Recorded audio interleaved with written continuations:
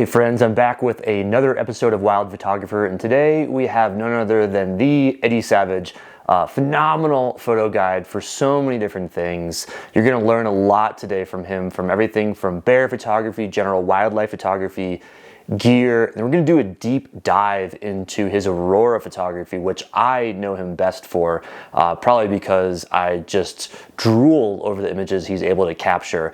We're also going to learn about some of his indispensable gear, things that you probably aren't thinking of, things that I didn't even think about that I now carry with me in my kit because of how cool and interesting this is. And we're also going to learn pretty unique about his journey, his path to guiding nature photo safaris, from younger years of picking up a disposable camera all the way to spending 100+ days in the field with bears each year.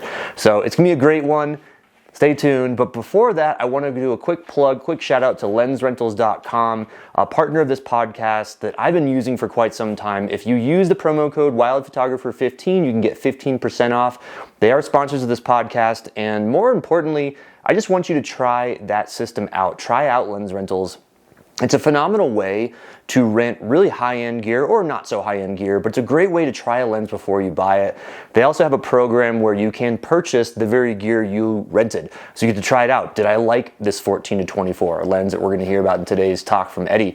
So without further ado, let's get into the talk today. Let's get into the discussion with Eddy Savage. Eddy, welcome. So glad to have you on today. Yeah, thanks, Court. I'm really happy to be here. Well, I've been looking forward to this one for a little while now, and I'm just going to jump right into it if it's okay with you. I've got lots of questions about your photography, your adventures. We've got a lot to cover, so I'm just going to lead in with my first, perhaps one of my biggest curiosities and questions here is you lead some really epic nature and wildlife adventures to areas that a lot of people probably covet in the world to get to. I want to hear about your origin story. How did you get into this, and what advice do you have to those that might wish to follow in your footsteps of this amazing travel and photography career? Yeah, my origin story. Oh boy. I mean, it goes quite a ways back. If you were to ask my mom, I was running around when I was like 10 years old with a camera, a fake camera, taking pictures. And then we did this Rockies trip when I was like 11 or 12 years old, where I was given one of those disposable cameras. And of my family, I came back with the best composed images of the whole family. But as far as how did I get into this field, I took outdoor education when I was in high school. And I had always, I hadn't really been exposed a lot to camping, the outdoors, wilderness, all that kind of stuff. Just in how I grew up, it wasn't something my family really did a whole lot of. And then I took this outdoor education program where we had to, do everything from learning how to start a fire, to build a shelter, to go canoeing and portaging those canoes and backpacking and that kind of stuff. And the goal of that course was to do, and it ended up being like a 5-day expedition into the woods. With the whole class. And anyways, so I described that course as kind of a light switch for me, because prior to that, I didn't really have a direction. I didn't really know what I wanted to do. And then I took outdoor education, and I'm just like, whoa, this is a thing. I can do this. And that year I ended up getting like 98% in the class. And I went back the next year, and I was the teacher's assistant for the class, and ended up doing the kind of leaving high school. And I went and ended up studying adventure tourism in college. And so that kind of opened the door to a whole variety of different jobs. But I started my first paid guiding gig when I was 19 years old. I was doing multi-day kayaking expeditions off the northeast coast of Vancouver Island with orcas and black bears and all that kind of stuff. I worked at a place that they called Orca Camp. In quotations, Orca Camp, because it was this base camp right next to the Robson Bight Ecological Reserve, where you'd wake up in the morning, you'd start making your coffee, and you'd hear from the other side of camp, orca, orca, and then you'd run down to the beach, and there'd be a pod of orca swimming past the beach 20 yards off. So it was kind of like, it was pretty extraordinary, especially as a first guiding gig, but it definitely like lit a fire in my heart and in my passion for the outdoors. And that led to other things. I tried a variety of different kind of careers, or not careers, but a variety of different guiding jobs. But the real struggle was kind of, when you first start out, there's really only a seasonal, especially in BC, if you're doing kind of water-based or ocean-based stuff, there's only a seasonal position, usually 2 to 4 months. And so I kept kind of looking for what's next. Anyways, I started doing grizzly bear viewing tours in 2013, branching off from my kayak guiding and other boat driving experience that I had had. And that kind of catapulted me even further into this field, eventually linking up with NatHab after working with grizzly bears quite intimately for 4 years. I started talking with NatHab about doing the polar bear trips, and then polar bear trips in Churchill, Manitoba with NatHab led to, I think I did 4 trips my first year. 3 of them I was shadowing, 1 of them I led, and then 3 weeks later I got a phone call from NatHab being like, hey, we want you to lead these trips in China. We want you to lead these trips in Churchill for the summer. We want you to do Northern Lights trips, and kind of the rest is history. It's just really built off of that. When it comes to China, I love it. Yeah, from Churchill to China, exactly. But when it comes to photography in that aspect, I'd say kind of a big turning point. Like I had always had photography in the back of my mind during this entire process. I remember when I went to college, like in the first week that I was in college, I'm like, what am I going to do? I had like this 1991 Hyundai Sonata that had a green hood. It was a white body, a green hood. And being a young, a teenage boy with spray paint, I spray painted a Canadian flag on the roof. And it was just like this just brutal car to take into the backcountry of in the logging roads around Campbell River where I was living at the time. But one of the first things I did is I went and I picked up a little point and shoot camera because I'm like, I want to take pictures. And so I would bring that with me, and I'd go driving down logging roads with this car that had no right to be on any logging road, and just try to find cool places and do a bit of exploration and get some interesting photos. And there was kind of so it was always there. And then when I started doing grizzly bear viewing tours in particular, I was out watching bears for 120 to 150 days a year. And I was also working alongside a whole bunch of people that were really, they were kind of in this growth with their photography as well. And it was such a really cool hive of passionate people with cameras that we all kind of like bounced ideas and started really kind of building our skills together. So that's when I bought my first DSLR, was back in 2013. And I kind of went off the deep end at that point and just took full advantage of being out in the Great Bear Rainforest, watching bears for 100+ days a year, camera in hand, working with people from all over the world and their cameras, making sure they're getting good images. And that ultimately led to a continuation of my photography craft in all aspects of my career today. Yeah, it's hard not to have a camera when you're in these extraordinary places. Like my sort of origin story with photography is the same thing, like you start with getting these epic places. You're like, gosh, I should bring a camera. It sounds like you've had some natural born talent, which is a plus, but a lot of it is just, in the right place at the right time and a lot of practice and a lot of hard work. Yeah, that's fantastic. So obviously it sounds like you're mostly self-taught with photography with a ton of experience. Yeah, that's exactly it. A lot of trial and error. And I think one of my favorite parts, just like on that note, is working with travelers. I get people that come from all different backgrounds. I've got people like, I had a fella on a trip last year who, like, his job was designing image sensors on mirrorless cameras. And so just having a week to chat with him about cameras kind of gave me a different perspective. So yes, like I'm self-taught, but at the same time, I'm almost interviewing everybody that shows up with a camera on their trips. Yeah. Like, oh my goodness. So what are you doing? That's amazing. It reminds me of a story I heard from Garrett, actually. Garrett, full disclosure, folks in the audience, Eddie and I do guide together, and we have a lot of common connections. But so Garrett, I was guiding with him for polar bear trips this past fall, and he was telling me about a photo presentation he was doing, I think on editing, like a Lightroom workshop, a Photoshop workshop in the evening. And he was guiding a photo trip, and only 3 of the 12 guests made it there that evening. Everybody else, conked out, fell asleep.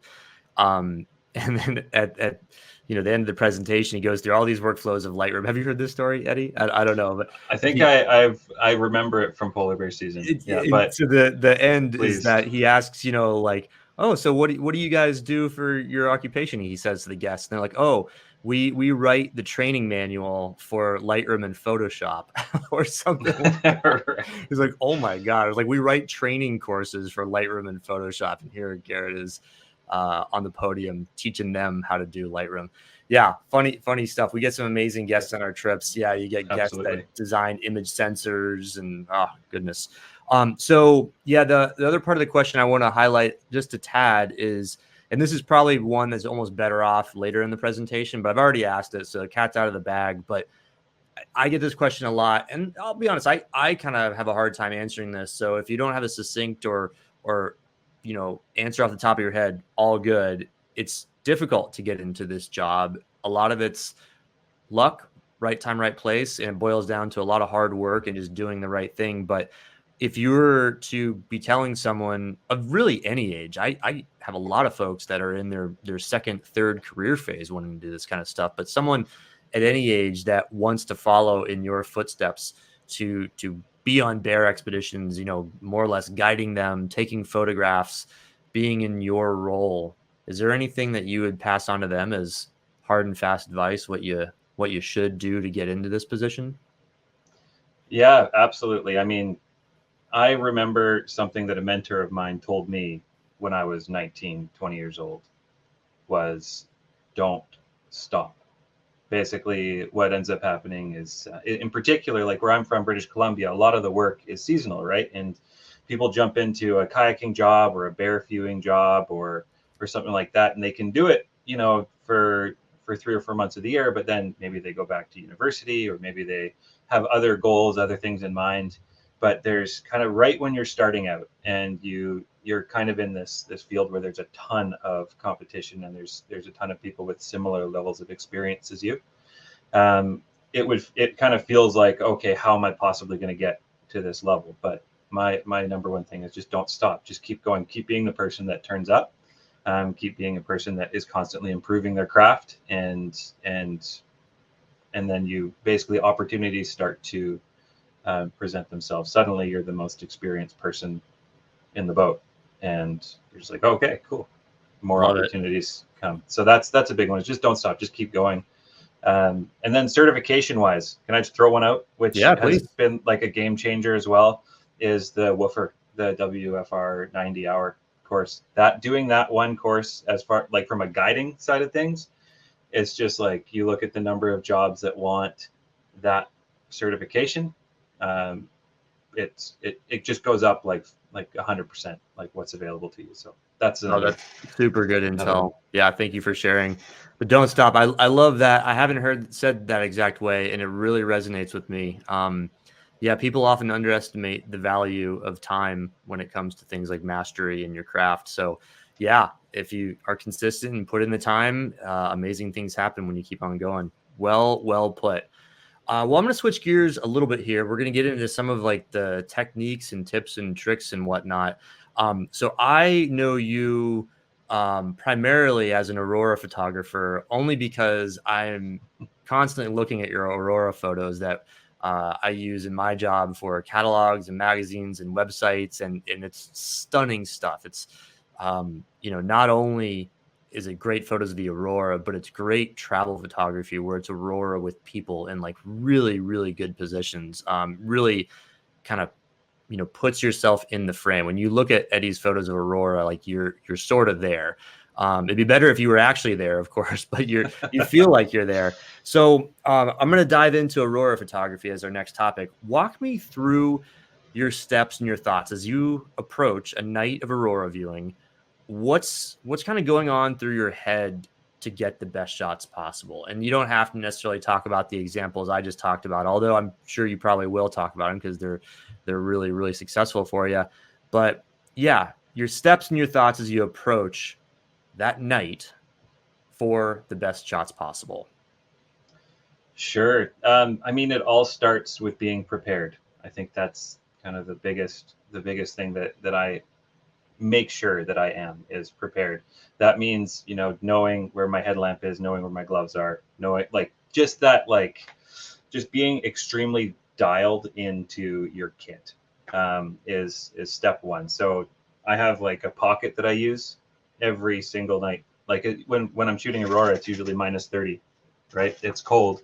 Batteries don't live. So I've got one pocket that my battery goes into. I know where it is, and just what being prepared and kind of being dialed into your kit does for you is it makes things really fast. So the Aurora isn't something that just kind of lingers in the sky.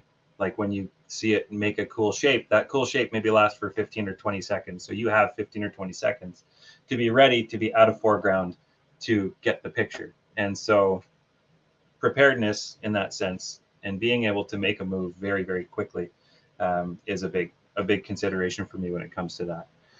Camera's always on the tripod. It's always ready to go. The settings are already set. It's all I have to do is plug the battery and make a switch, and away we go. When it comes to kind of considering foreground and kind of changing scenery and looking at what people are doing, a lot of it is very organic in the sense that something I try to do with my photography, or at least with my people photography, is I do very little. I do some staging, but very little staging. Like I just like there's kind of a moment when people put their cameras down for a second, or maybe you see a couple that was taking pictures. They just put their cameras down. They put their phones in their pocket for a minute, and they just stop, and they kind of have this. You can just see the body language of awe flow over them, and it's when I see that I'm just like, right there, I want to capture that moment. Not only because I think it's going to make a great image, but also because I want to give something to them of that moment that was a very organic, pure moment of awe. So that's a big part of what I'm thinking about when I'm taking people shots. When it comes to foregrounds and that kind of stuff, you know, I go to locations that I know pretty well each night, and then I'm just trying to move around and try different perspectives, different angles, and that kind of stuff. And I always have like new ideas. I poll every single expedition leader that comes on a trip, pretty much about like that. Every other kind of co-guide that I've got, basically. So what foreground are you shooting, or you know, do you have any ideas for Northern Lights this year? You know, and trying to foster that inspiration. I'll also ask guests too, like, what do you think about this scene? Because I want to make sure that we're tackling everything. It's easy to go to the same place 20 times and be like, okay, I'll just take this picture with this tree here, and the Aurora ought to show up behind it, and away we go. You get in a rut, sort of, right? You get in a rut, and so I'm always trying to find like ways to work around that. And each year I kind of am learning new things and talking to people, and you know, the Aurora in the sky is never ever the same. It's always a little bit different. So just kind of polling the people around me to help drive inspiration, and it works like really well, especially if I got a group of 10 or 12 people, and we all start talking about what we're doing. If we're out there for a few nights together, the first night we're all doing our thing, and then we come back together and then get a whole bunch of new ideas, then go out the next night and we're all trying different things, and it's fun that way, and you get a good variety of shots to pick from as well. Fantastic. Yeah, a couple really key points I want to pull out from that and reiterate. One is that when you see the Aurora in a cool shape in a photo, online, on a postcard, in a book, Eddy's exactly right. That's like a 10 to 15 second window. And I don't think people realize that enough, that yes, it's not like the Aurora is a light switch where the whole thing is on and off. It builds, sometimes a little bit slowly, but the real dramatic action when it's moving and shape shifting and the photos that you're seeing that make the best photography, it's pretty quick. So yeah, being ready, that's super practical, good advice. The other thing I want to highlight is his suggestion of use of people in shots. I think it is an underutilized tool in landscape photography, general nature photography, when you're in the biggest, most bodacious, awesome scenes. to include people. I think especially for those folks that aren't photographing all day every year and have this kind of burned into their minds of what they could be doing. If you're on a couple of photo trips a year as a guest, your natural inclination is to get people out of the shot, right? You have a big waterfall, you have a big vista. Let's not have people in it. Like, this is supposed to be a beautiful, tranquil landscape. But I think obviously, once you get that shot, or even before you get that shot, getting people in, even like, honestly, I'm the same way with the best Aurora shots. When the Aurora is really kicking, that's when I'm like looking for people around. I want to get people in my shots because it provides this very earthly context to everything. I'm a big on context with Aurora because it is so otherworldly. You need to have familiar things in your scene, otherwise it makes no sense. And people time and time again are awesome for landscape photography. It definitely gets into the genre of travel photography, but yeah, people a huge part of it. So Eddy, talk about your camera setup. What are you shooting with when you're in front of Aurora, when you're shooting Northern Lights season? Yeah, right now I carry two camera bodies with me, and then also my smartphone, which is kind of the last 5 years they've really come a long way. But my camera body that I use for most Aurora shots these days is a Nikon Z6, and then a 14 to 24 f2.8 lens. So it's the kind of old version of it, or the F mount version of it. So I just use it with the FTZ adapter. Yep. And then I've got I have a Nikon D7200, which is, I just picked it up because I wanted to have a second body for two very specific things. One of them was for time lapses, something I like to do at the beginning of the night. Like if we arrive somewhere, for Aurora, is I'll pick a foreground. I'll take my Nikon, the D7200, and I have a 10.5 millimeter DX fisheye lens that I stick on that one. And I just stick it on a tripod somewhere that has a really cool foreground. I have no idea what's going to happen for the night. At that point, I just set it up and I turn it on time-lapse movie, and I just get recording everything that happens in the sky until the battery dies. And then I'll notice the battery dies, I'll go replace it, and I'll just kind of keep recording. So when that Aurora comes through the sky, I've got it in kind of this time-lapse movie. In a pretty cool way. So that's always nice because, yeah, it's just like the whole night in one shot. So those are my two cameras. The Z6 I run around with. That's the one I'm doing most of my pictures with. And then the D7200 is off to the side getting stuff. That's so interesting. So you set that up before the Aurora even comes out. Yeah. And Smart. Actually, it's super cool because you kind of have that whole process of just the dark sky, or maybe there's a little bit of cloud or whatever. And then it's just shooting, taking a shot every 5 or 10 seconds.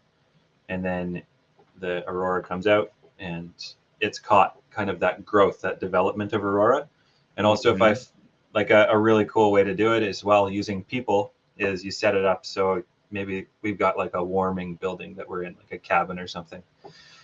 So that every time like the Aurora comes out, you see like this kind of really high speed flow of people coming out, looking at the sky, running around, and then everyone going back in when the Aurora fades. It's cool. Super neat. And how long will your battery last doing that? So that's the trick. If I was, because it's DSLR, my battery lasts pretty long. Like if it's, the minus 30, it'll probably last an hour and a half. Okay. And I have a theory behind that, which is because it's constantly taking pictures, the camera is staying a little bit warm. It's like heating itself up. And so it lasts a lot longer. Yeah. I never thought about that, but you're right. It's creating a little bit of its own warmth. It's a warm-blooded animal. Exactly. That's cool. Okay, so talk to me about your camera settings. What are you shooting on? Like manual mode, I'd imagine, and let's talk about aperture, shutter speed, ISO. It's probably, I've talked about this before on this podcast and I've written about it. So I have my own thoughts, but I would love to hear what your perspective is on it. Yeah, no, I vary things depending on what's going on quite a lot. And so I usually have a starting point in the night, which is ISO 1600, 5-second shutter speed, and then your widest aperture. So for me, that's f2.8. And then I go out, see what's going on in the sky, take a picture. Okay, this is a bit bright. Then I can either drop my ISO or drop my shutter speed to reduce the light that the image is getting there. So that's where I start. Now, what happens when the aurora is happening in the sky is totally different, because you can have so many different, there's so many different ways in which the aurora can present itself.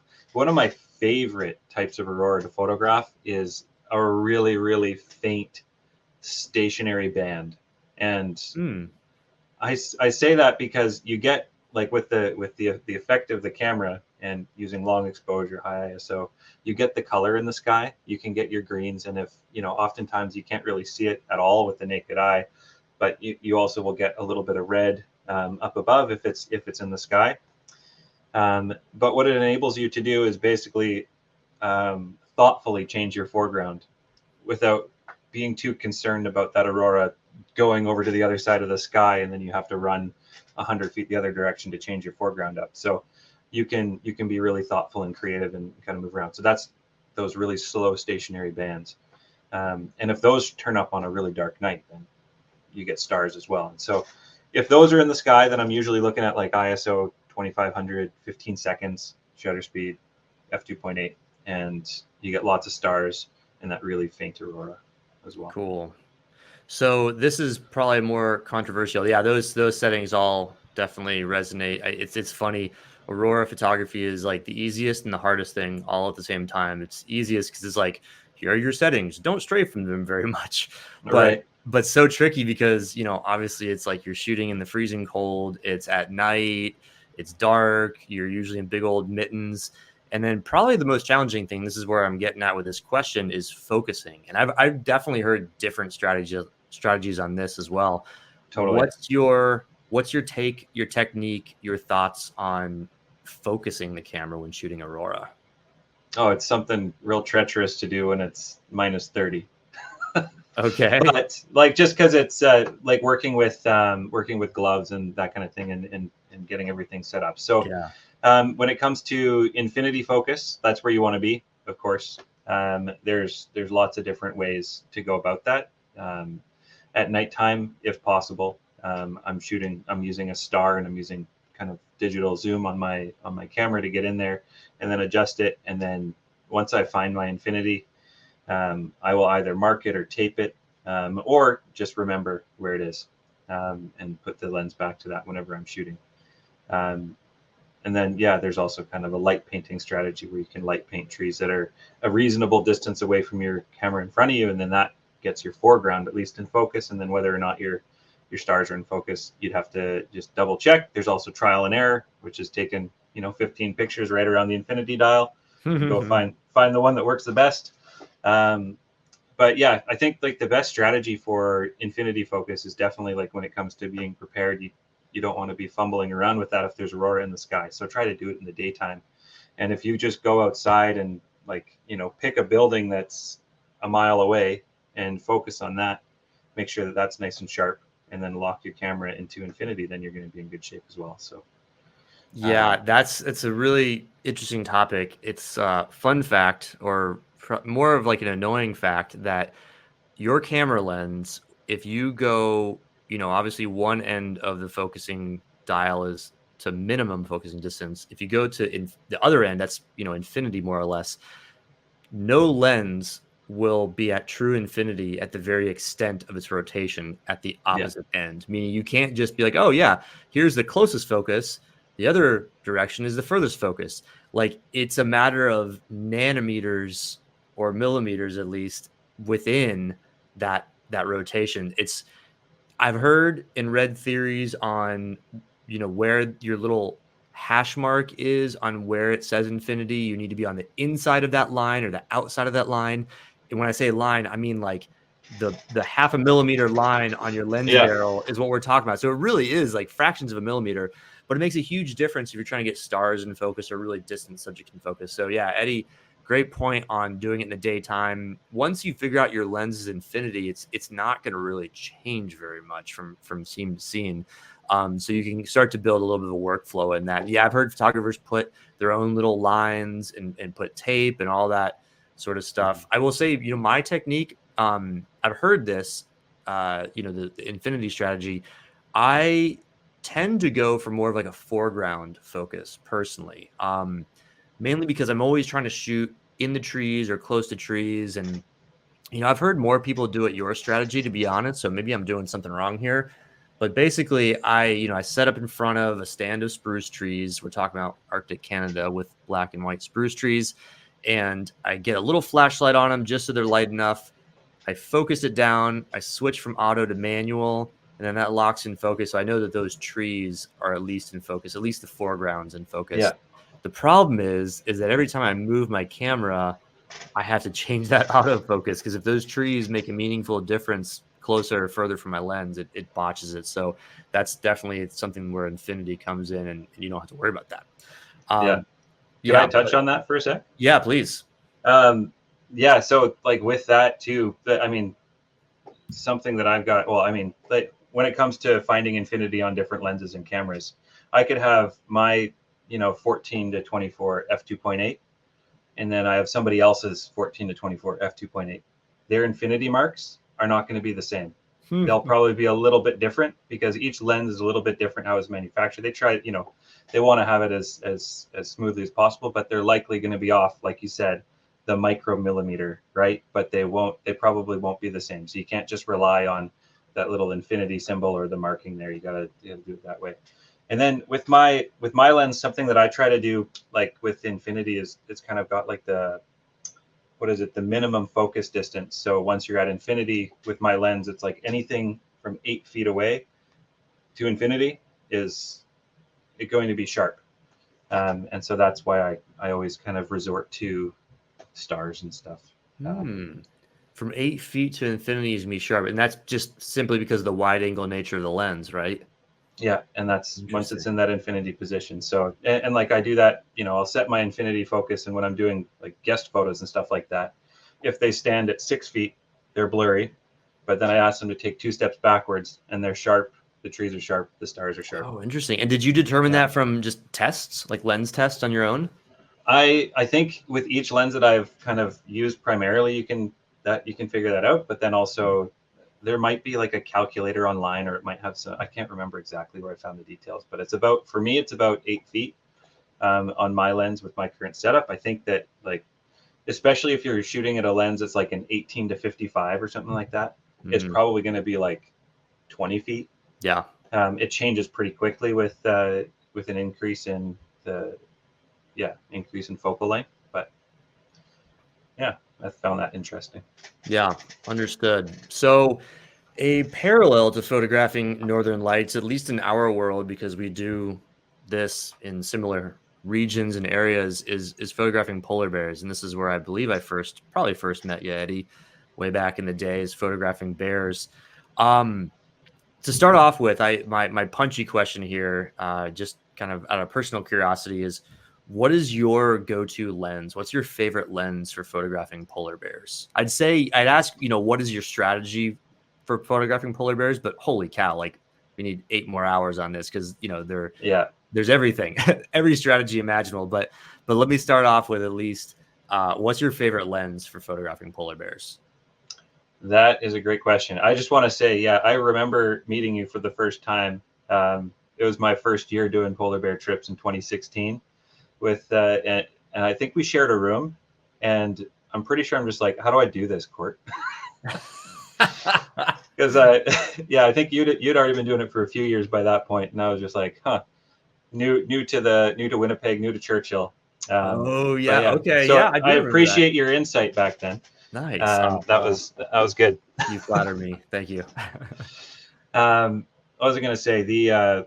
So the lens, oh man, the lens that I use for polar bear photography has changed over the years. Okay. I used to think that the best thing to have was like a 150 to 600, and I'm just like, yeah, this means I can get the creatures that are the bears that are a little bit further away. I can get them nice and close, and I have like this versatility within the lens, and I think that is superb. Like it really is. But kind of this past season and the season before, I've actually really switched to a 300 prime.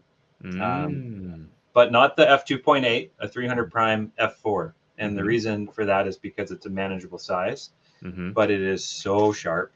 Mm. And I feel like if any, like it, I think that it is versatile in the sense that because it's so sharp, even if there's an animal that I would capture at 600 mils, at the 300, it's still just as sharp. It's so beautiful. And then I've just tried to be more creative with that lens as well, incorporating things like panoramas, vertical panoramas, um, uh, and whatnot. And there's another process, like focus stacking that I'm trying to do with it. But right now, Oh, cool. anyways, my Okay. favorite, The my 300 favorite is prime. 300 prime f4. Taken Yeah. from the a page from the book of Brad Joseph's. I remember, Right. I remember that was his, like, probably still is, like, such a go-to lens. Like all of his top shots, all with a 300 f4. I love it. I love it. So this is a Nikon lens that makes this, or no? Yeah, it's a Yeah. Nikon Okay. lens, and the one that I got because of when I first started, I had seen some other photographers shooting with the 300 f4, and I was like, okay, that's cool. And so then I looked at it, it was $600, and it's an older version, doesn't have a very great autofocus, but that's fine. Like it's set Yeah. up, and I can make it work. Yep. Okay, so talk to me about teleextenders. Are you using one with it ever? What are your general thoughts on teleextenders, So teleconverters? I haven't used a teleextender or teleconverter. What I can tell you as somebody who spends a lot of time with grizzly bears as well in the rainforest and in darker settings, anything that reduces the light to my camera, I'm extremely scared of. I don't want it. I don't. Mm-hmm. You know, maybe that'll change when we get some new tech with mirrorless cameras, and you know, we'll be shooting at 128,000 ISO. But it's going that way. Yeah. Um, but at this point, like I was sitting in a boat, just as an example, I was sitting in a boat in the Great Bear Rainforest last fall, and it was a overcast day, cloudy, and there was someone sitting next to me who had, I think it was a 100 to 400 with a 2x extender on it, and it was a Nikon Z8, like a very nice camera. And I had my Nikon Z6 with my 300 f4. And I asked, you know, it's like, how are things turning out? Just like, oh, I'm at like ISO 6400 and I can't get a sharp picture. And I'm just like, what? Like, what's going on? And I looked at his settings, and because of the teleconverter, he could not get his aperture below f10. Ooh. And f10 on a cloudy, rainy day, you're cooked. Like, it's just not going to work Oh yeah. as you'd want it. So that really kind of solidified my feelings. And I'm just sitting there like shooting f4 with 300 I and know. ISO So 2000, dreamy. and I'm like, this is great. You know, this is easy. You know, I can get lots of sharp pictures at 1,000 for the second. Yeah. So Oh man. My like alarm bells go off so loud when I hear 100 to 400 with a 2x extender. I hear people ask about it and talk about it quite often because on paper it sounds great, right? You mhm. know, like, oh, I could have a 100 to 400 or a 200 to 800. Like, how nice. But when you start doing the math and start figuring out that that turns into, like you said, F10, F11 in some cases. And to be totally honest, although the 100 to 400 class of lens is usually pretty darn sharp, I've just noticed it does not do very well with teleextenders. So yeah, if I had a little sound effect button, I would have my little warning siren go off. Just try to avoid zoom lenses with teleextenders. They don't work very well. With Right. primes, it's a different story, but yeah. So okay, so I don't want to get off of polar bears too much. I open the door, the floodgate to, you know, advice on polar bear photography. We don't have time to talk about all of it or even most of it. We should do a separate episode on that. However, I'd love to hear one or two of your top tips for photographing polar bears. And I'm not even going to bait you or seed you in a direction. Like Ooh. you could say anything. You could say like place or time of year or technique or the story. I mean, just go wild. Whatever top one or two that you want to share. Oh man, a lot of my tips come down to preparedness in that sense, because something that I've seen happen dozens of times is if you're going to like kind of putting your camera down at a certain moment, you will miss something. You will miss a shot, a specific shot. And so I would just say be ready to kind of hold your camera for longer than you would anticipate in less desirable conditions than you would anticipate. And that's something that I do when I'm with groups. Like I'm just like, I'm very firm. I'm like, don't put your camera down. Do not remove yourself. Don't take your finger off the shutter. Do not remove yourself, because, you know, as a bear guide, having seen, you know, hundreds and hundreds of bears doing their thing, you get a sense for, you know, oh, this bear's about to do something exciting, or you see the two bears kind of going nose to nose, getting ready to do a little bit of a sparring action. I know what's about to happen. I need to communicate that with everybody so that they just stay. And so being prepared and being ready to kind of go for the long haul in the situations that do arise is super important. Okay, well, so before you go on to another one or the next one, let me ask. This begs the question. So you're at the ready a lot.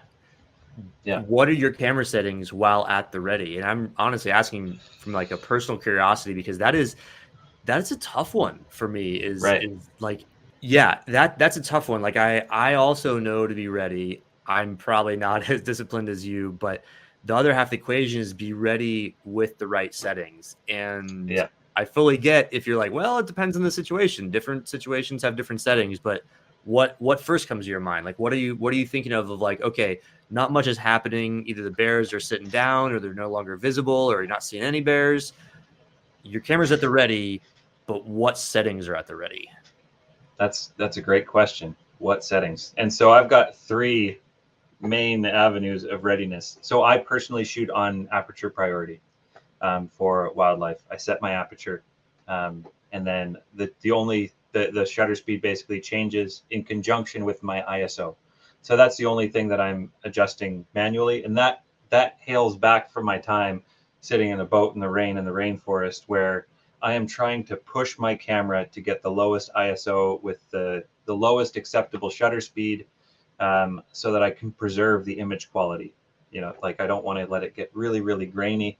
And so I was always trying to kind of pull it down right where I wanted the shutter speed by adjusting. That's the first thing I would adjust, is my ISO. So that's my strategy. Now I've noticed that doesn't work for a lot of people. So, but I'm going for my goal would be, here's actually another thing with preparedness. There's a very small chance that I'm ever resting my camera on something. I'm usually hand holding it. But that's also because I'm the guide. I'm always behind everybody. You know, I don't have the prime spots. But if I had a prime spot, I may be resting it on something. But I also am recognizing that, in particular in Churchill, we're on the rovers that are on suspension, so they're always moving. There's always going to be camera shake from vibrations, not necessarily from the engine, but from vibrations. So I am trying to achieve a shutter speed that will basically eliminate the vibrations on my end of things. The bear can do whatever it wants, but as long as I can eliminate vibrations to ensure a sharp picture on my end of things, I am typically looking for 1/1000th of a second or greater in my shutter speed. My aperture usually sits, it depends, but it usually sits between as wide as it can be at f4 up to about f7.1, maybe f8 if I have enough light for it. But typically, if the animal's 50 yards away and I'm shooting at f4, that's fine, just fine with me. And then my ISO, I'm just trying to keep that down to preserve image quality.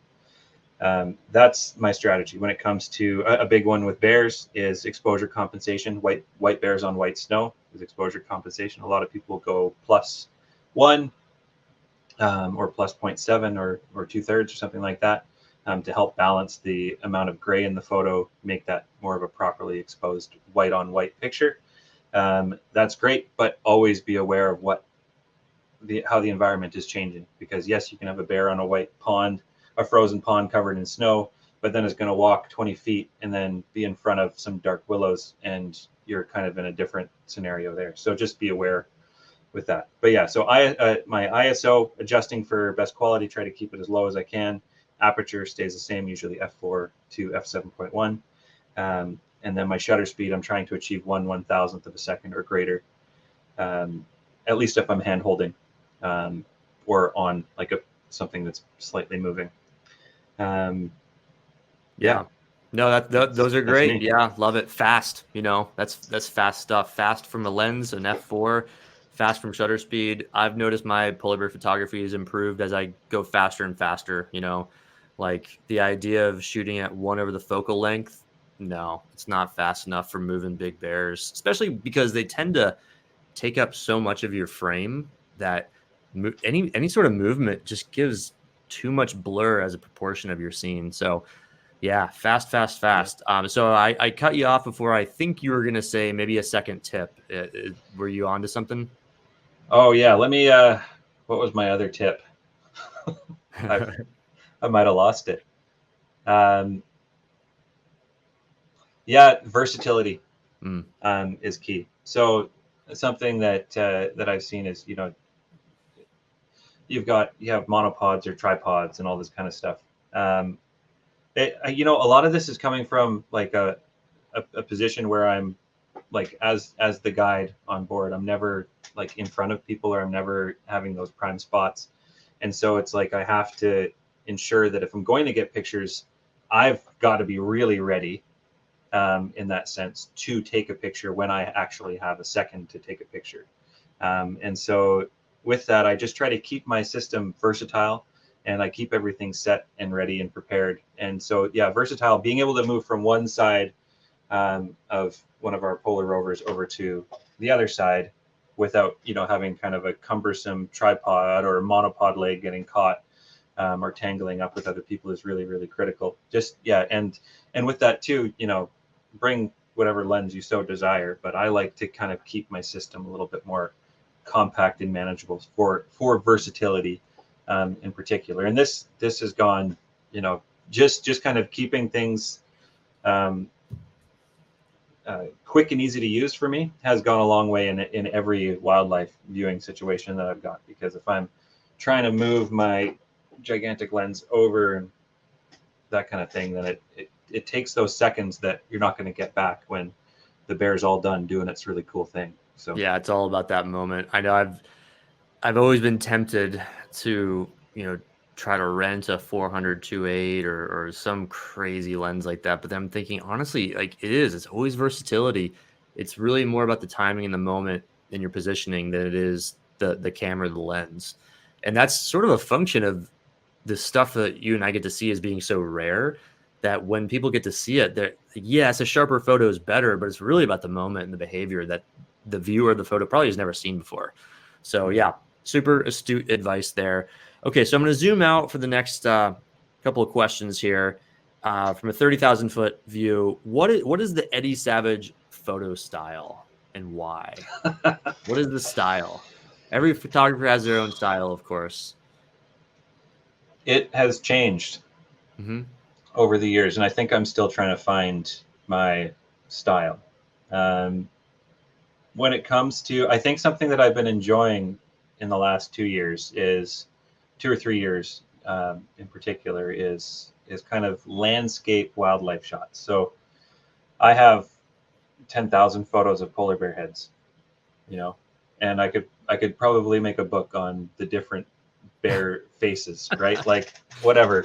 But something that I've really been enjoying is trying to, kind of like the question, take the 30,000 foot step back, or just like move back from the scene, because you can get a picture of a bear where the bear fills the frame, and you're just like, okay, cool, that's a bear. But what I find more interesting nowadays is stepping back from that. Be like, okay, we have a bear in part of the picture, but where is the bear? And how can we put this animal into its environment in a way that people really understand the landscape? And so I've definitely been toying around with that a lot more, doing, yeah, working with like like wildlife panoramas, Mm. um, and stuff like that. And I met somebody last year who was doing focus stacking, and I'm like, okay, I'm gonna try doing some focus stacking, with bears. You got to be pretty still for that, but you know Yeah. what I mean. So just trying to like zoom out on things and get a broader picture. Um, when it comes to landscape, I'm still very much figuring myself out.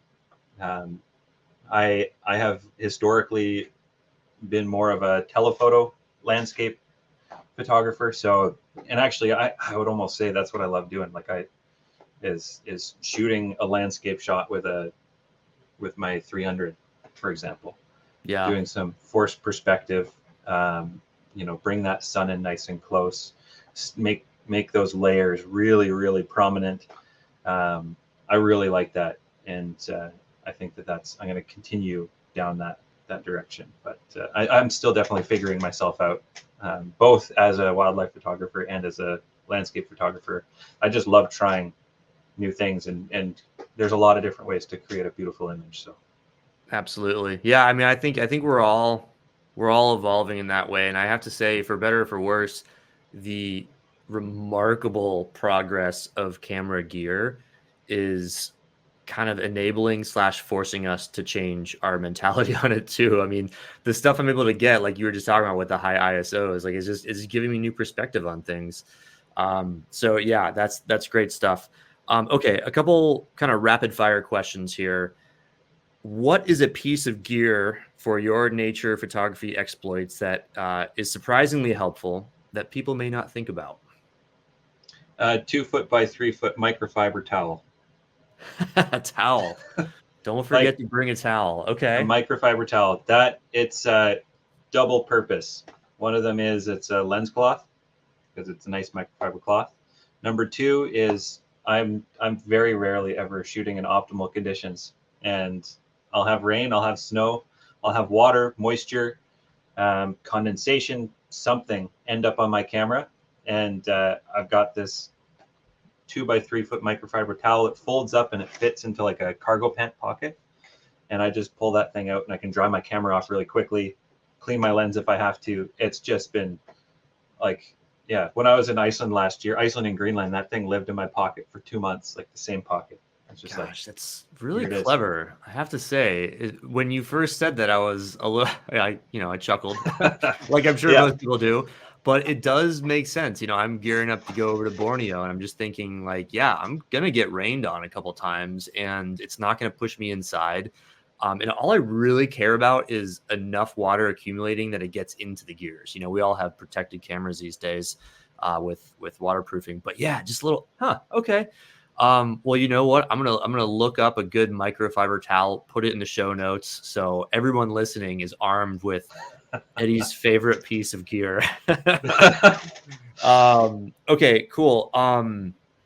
So this, I'm gonna do one more rapid fire question, and then we're gonna go to a little more of a deeper one. But what is your favorite X factor lens? And when I say X factor, I don't know if I've termed this. I'm sure I haven't, but nevertheless, to me, X factor is like, it's the lens that you're not going to use a whole lot of, but the shot you could get from it on a given trip might be like one of your top 3 shots. And some examples for me are like a nifty 50. Like, I don't do a lot of wildlife or landscapes with a 50 millimeter. That's just, it's a unideal focal length.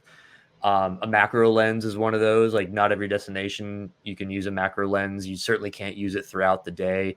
And there are a couple other funky lenses out there, like ultra wides, or that's not that funky, but like fish eyes. So Mm-hmm. I'm kind of seeding the question a little bit here, but that's what I mean by X factor, like something that is like, for instance, I was talking with Rich DeGavea, and his that I sort of ascertained from the conversation was like a 135 prime for photographing gorillas. I'm like, you weirdo. But no, of course, no. It's genius. It's like Cool. it's a phenomenal. It's like a portraiture lens, but like, heck yeah, you should use that for photographing gorillas. So that's what I'm getting at here. There was a lens that I bought a few years ago. I saw it pop up at one of the camera stores around here, and I'm like, oh, that would be fun. And actually, it's become a regular for time lapses in Churchill during Northern Light season. It's that 10.5 millimeter DX Nikon lens, and it was when I bought it, it was actually manipulated, so it had the lens hood very meticulously cut off of it, because it usually has like the permanent fixture on it, and so now it's just this bulbous lens with no lens hood around, and I think the purpose that it was basically to get like a full circular photo. I bought that with one shot in mind, which was I wanted to go into a cluster of trees and shoot straight up through the trees so that the trees come around in a circle Mm-hmm. around the aurora shot. And I did that, and it was great.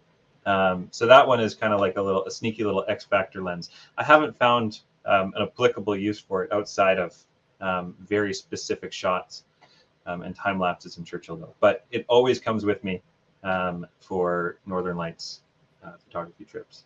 Okay, yeah, no, that's exactly what I mean. So 10.5 millimeter. This in DX, you have to remind me on Nikon. That's like the crop frame version. That's a crop. So, yeah. Yeah. So an equivalent on full frame would be like a 14 or 15 millimeter something or other. But it probably that exact thing probably doesn't quite exist. That's one of the things with crop factors is that oftentimes you get some really cool niche lenses.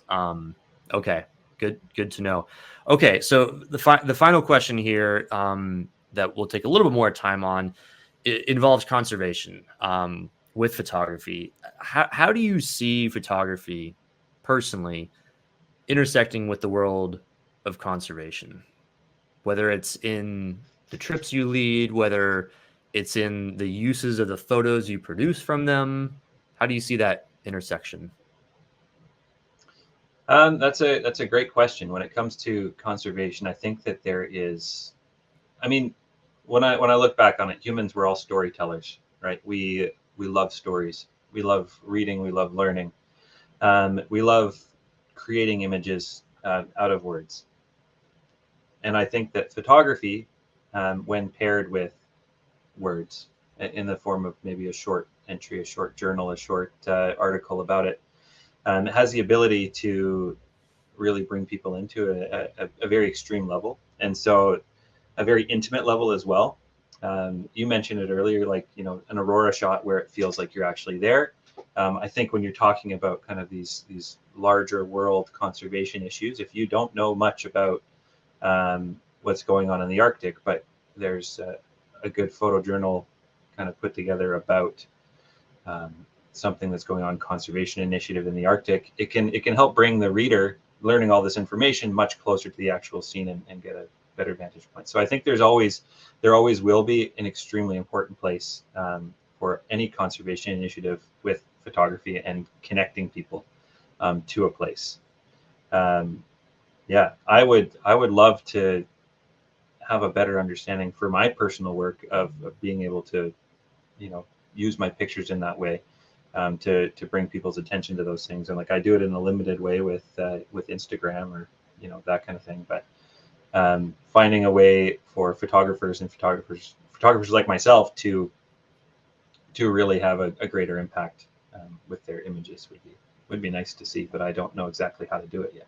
It's something that I think is going to come online at some point. I mean, I think it exists in very nascent ways in very kind of siloed parts of the industry, but nothing really mainstream yet. But yeah, I share your thoughts there. Now, on the same front, do you have any advice for someone that would be much more in the beginning phases of their photography, or maybe they're quite far into photography, but more beginning in their travel photography and wish to think through a lens of storytelling, of conservation storytelling? Anything that comes to mind that you'd like to pass on to that individual to think about, to do, to learn, to harness? What's approaches that you found successful, or even just things that you think would be helpful that you wish you knew back when you started? I think that that's an interesting question. I think something that I look back on now. So something I've been doing more recently is doing a lot more writing to pictures that I took in the past, which is interesting because when I took those pictures, I wasn't necessarily thinking, oh, I'm going to take this picture so that I can write a little, a 1,000-word conservation story about this species. So that's something that I thought was interesting. I mean, if you go into a place, I'm thinking about China a lot right now because that's my next expedition. I've been writing a few articles about it to put with pictures that I took 5 years ago, in some cases 7 years ago. But so definitely, like, going into that, when I go to a new place, I'm always trying to document everything as thoroughly as possible. And I often end up with probably about 200% more photos than I would actually ever want, or like, that I should have. I mean, there's no limit. Hey, there's no limit. You can just keep taking pictures. But I'm really thankful that 5 to 7 years ago, when I was doing these China expeditions, I was going to these remote nature reserves, and I know that these places are not extremely well traveled. I know that these animals are not seen by a lot of people in the wild. I know that this ecosystem, the environment that I was in, was exceedingly rare. And so knowing that, going into it, I took a lot of pictures. I took pictures of pretty much everything that I could imagine, documenting it from, where we were staying, the vehicles we were driving, the people we were working with, all the way to, the fleeting 2-minute glimpse of an endangered species that we got to see. Trying to document everything. And then I left with that knowing, okay, I've got these images, and I didn't do anything with them or even look at them, except periodically from time to time, shuffling things around, until I was like, okay, I've got the energy, motivation, and mindset right now to write something and put a story to it, and then publish that, so that there's kind of this information going about them. So as somebody going, just starting out, or, you're going to be going to these special places, you're going to be seeing animals that are in a state that will not be the same in 10 years. If we look at most species on this planet, there's a lot of changes happening quite quickly. And so it's like you're capturing kind of a glimpse in time, but you're also getting this extremely special opportunity to capture these animals. And so don't pass that up, so that maybe you can look at it. And if you end up wanting to use that, or end up wanting to do something with that in the future, you've got it. So well put. Thank you, Eddy. Well, final question. How do folks find you? How do they find you on social? Do you have a photo website you want to direct people to? Where can we find Eddy Savage? You can find me on Instagram at Eddy Savage Photo, Facebook, Eddy Savage Photography, and then my website, eddysavage.photo. All right, fantastic. I will put those in the show notes. Eddy, you are a gentleman and a scholar. Thank you so much for joining me today. I really appreciate it. I love talking with you. Yeah, thank you, Court. I really appreciate all your questions, and love working with you. I love reading your posts and listening to your podcast. So I'm excited to be featured. It's cool. Awesome. Anyways, I'll see you somewhere in the world for 5 minutes, as is our habit these last few years. I know, right? It has been that way. All right. Well, let's make it happen a little bit longer next time. Well, cheers, Eddy. Sounds Thank good. you. Hey, take care. Bye.